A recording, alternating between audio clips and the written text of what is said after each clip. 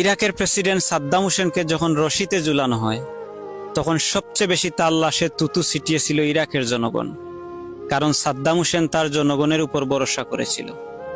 ইন্দিরা গান্ধীকেও মেরেছিল তার বডিগার্ড, কারণ ইন্দিরা গান্ধী তার উপর ভরসা করেছিল। পলাশির যুদ্ধে নবাব সিরাজউদ্দৌলাও হেরেছিল তার আপনজনদের বিশ্বাসঘাতকতায়। এরকম বহু ইতিহাস আছে।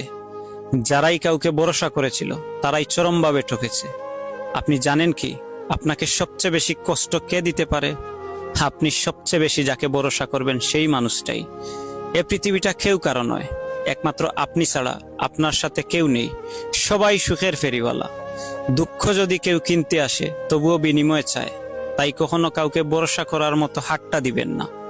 এ জীবন পথে অনেকেই আপনার সাথে হাঁটবে, কিন্তু দিন শেষে স্বার্থের হেরফেরে তারা আপনাকে ফেলেই চলে যাবে নিজের স্বার্থ রক্ষায়। জীবন সুন্দর যদি নিজেকে ভালোবাসতে